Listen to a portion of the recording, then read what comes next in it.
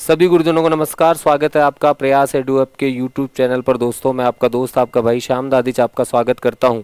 Read Sanskrit mains level 2 के लिए हमारी संस्कृत मॉक टेस्ट सीरीज जो चल रही है उसके अंतर्गत हुए अंतिम प्रश्न पत्र का मैं आपके सामने सॉल्यूशन लेकर के आया हूं। जो गत प्रश्न पत्र हुआ है, अंतिम नहीं सॉरी, तो 81 नंबर से वहां पर क्वेश्चन प्रारंभ थे, उन्हीं को लेकर के हम चर्चा करने वाले हैं। सबसे पहला प्रश्न जो आपके दिया हुआ है वो था कि भाषस्य कालः कस्य पूर्व इति प्रसिद्ध है। भाष का काल किससे पहले है ये माना जाता है। तो भाष का जो काल है वो आपका कालिदास से पहले बताया गया है मित्रों, अर्थात कालिदास के पूर्ववर्ती ये माने गए हैं। अर्थात जो कालिदास थे ना, उनसे पहले इनका काल बताया गया है। तो यहाँ पर ऑप्शन ए आपका आंसर रहेगा, कालिदासस्य। बिल्कुल सही आंसर यहाँ पर ऑप्शन ए रहेगा। क्वेश्चन नंबर 82 देखें तो भाष के रूपक कितने हैं। तो भाष के रूपकों की संख्या फेमस है वो कितनी है, 13 नाटक है भाष के।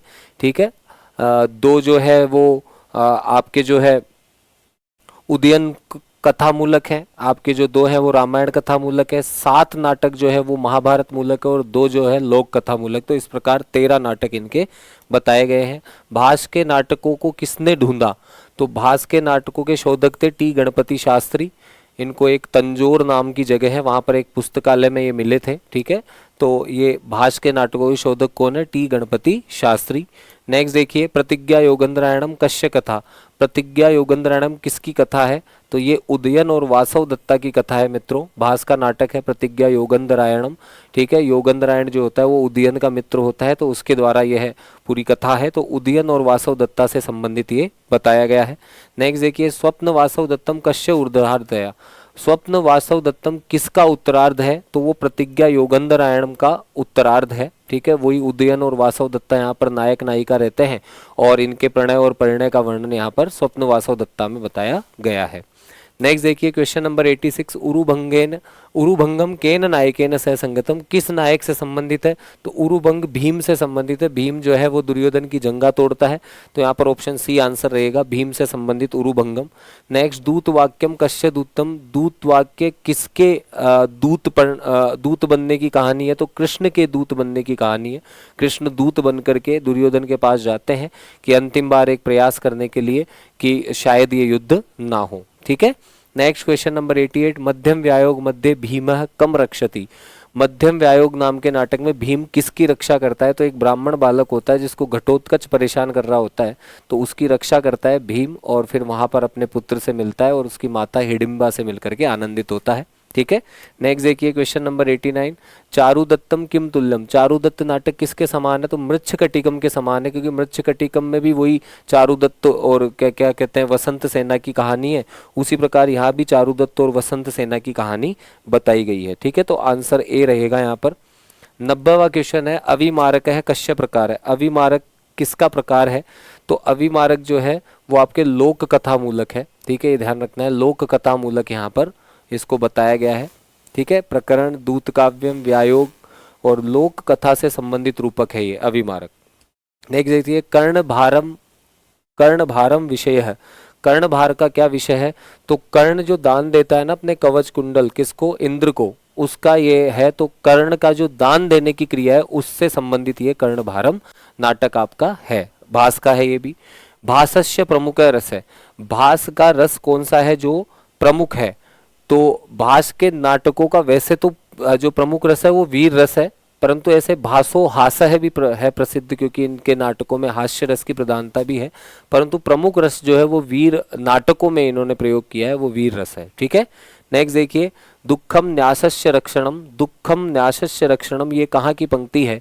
तो ये स्वप्न वासव दत्ता में आई थी। स्वप्न वासव दत्तम नाम का जो नाटक है उसमें दुखम न्यासस्य रक्षणम ये सूक्ति बहुत प्रसिद्ध है, वहाँ की एग्जाम में आ सकती है, तो आप लोग याद रखिएगा। नेक्स्ट 94, भासस्य नाटकानाम शैली। भास के नाटकों की शैली कौन सी है। तो ज्यादातर जो नाटक है वो वैदर्भी शैली में लिखे हुए हैं, तो वैदर्भी रीति यहाँ पर सही आंसर रहेगा। भास के नाटकों की शैली वैदर्भी बताई गई है। नेक्स्ट देखिए, शूद्रकस्य महद्वह रचना अस्ति।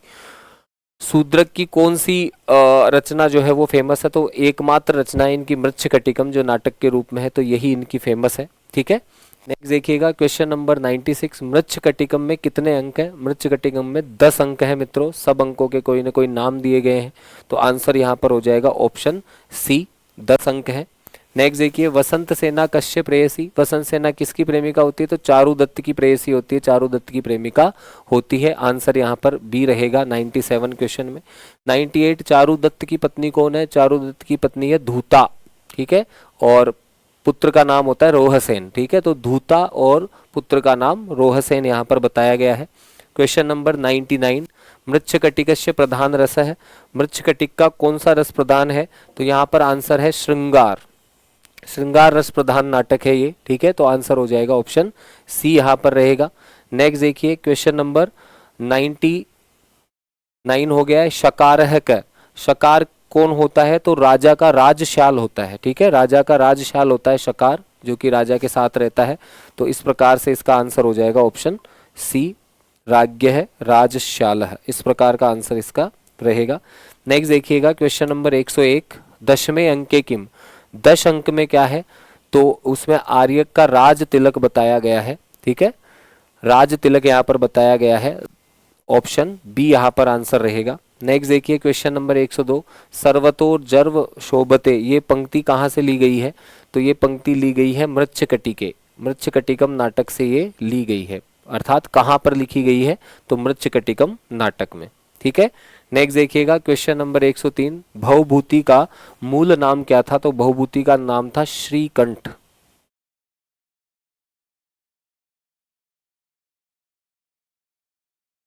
ठीक है,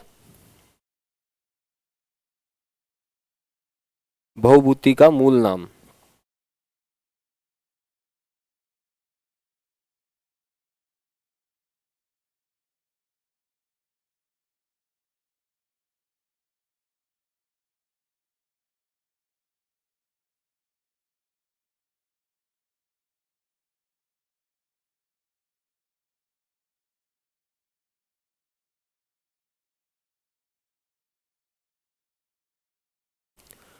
नेक्स्ट देखिए, क्वेश्चन नंबर 104, भवभूति के आश्रयदाता कौन थे? तो भवभूति के आश्रयदाता जो, अर्थात जिनके राज्य में ये राजकवि इत्यादि हुआ करते हैं, उनको आश्रयदाता कहा जाता है। तो भवभूति के जो आश्रयदाता थे उनके बारे में हम बात करें तो एक शासक थे,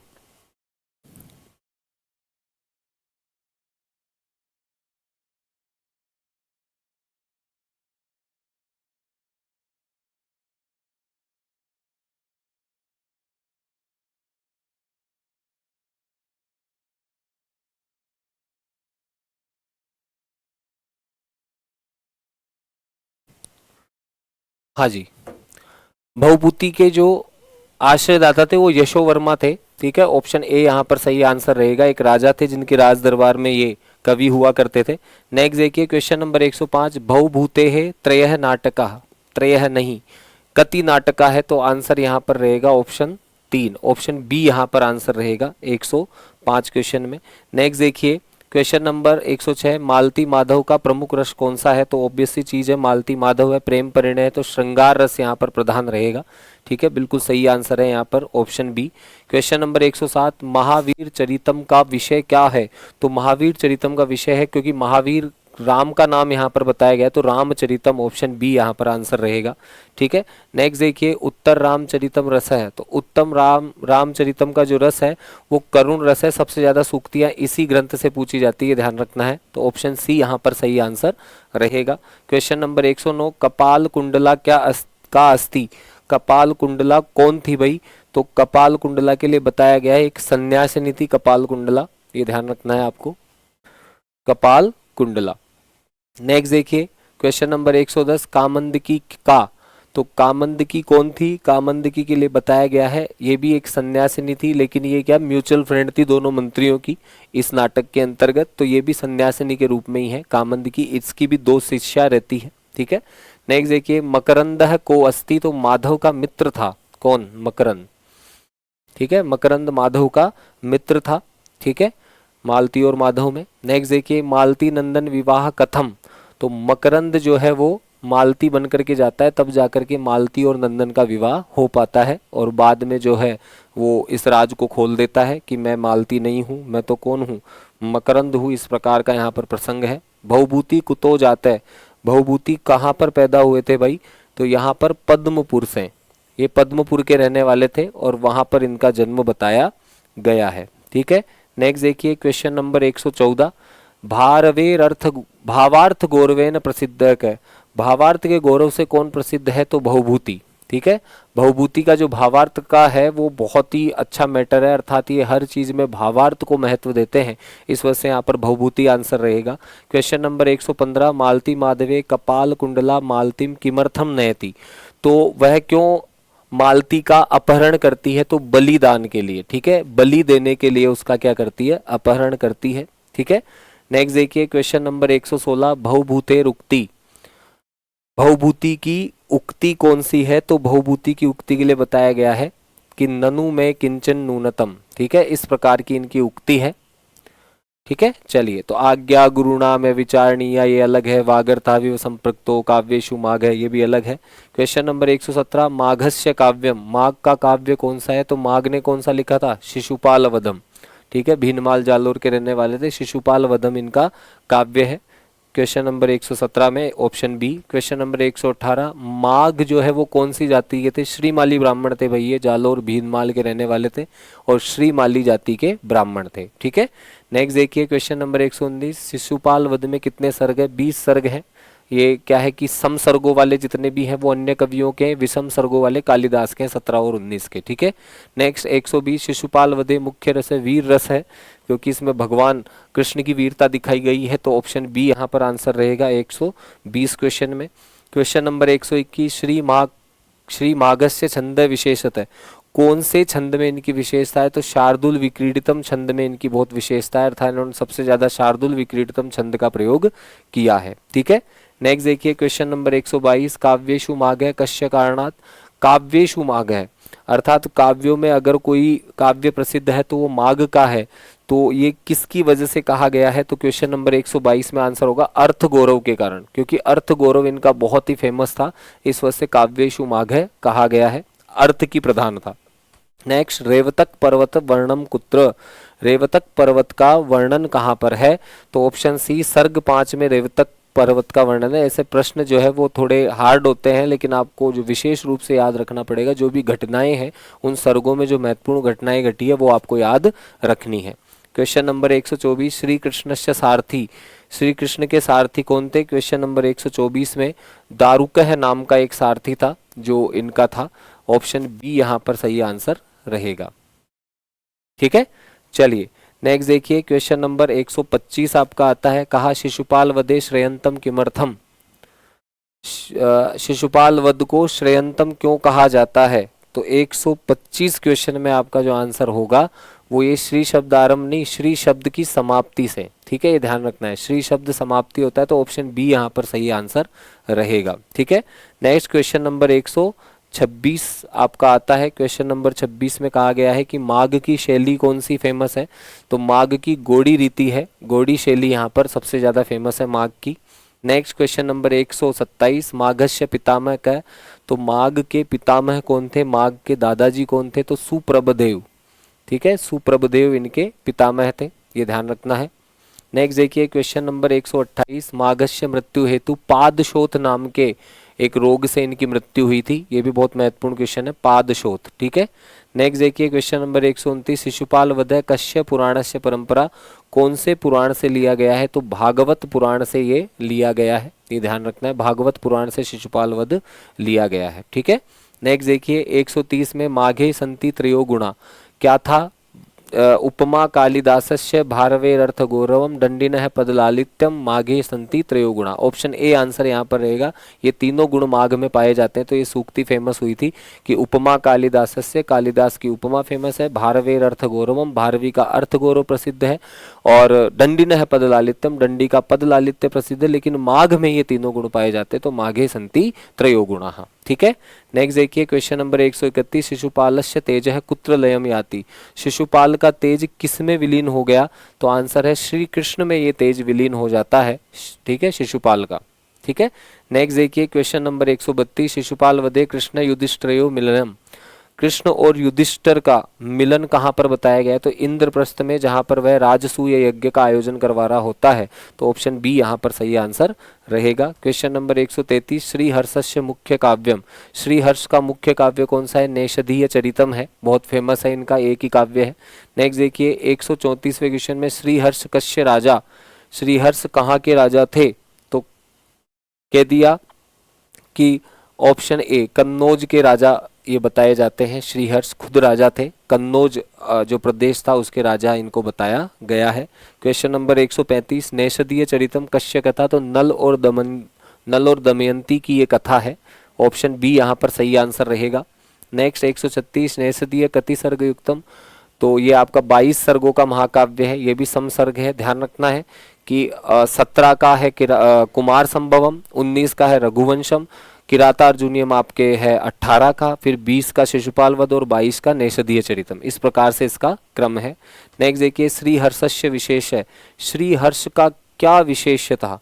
तो 137वें क्वेश्चन में आपका था शब्द चित्र काव्य परंपरा। ये इनकी बहुत फेमस थी। ये तीनों तो उनमें थे ही गुण, लेकिन ये अलग अलग गुण फेमस नहीं थे। एक था शब्द चित्र काव्य परंपरा, अर्थात शब्दों से ही ये चित्रों के समान काव्य का निर्माण किया करते थे, कि जैसे मान लो आपके सामने ही कोई चीज चल रही है।